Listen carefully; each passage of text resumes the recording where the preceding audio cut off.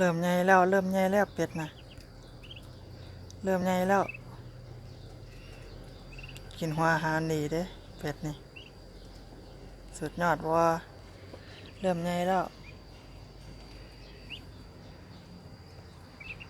กินดีดีหัวอาหารนี่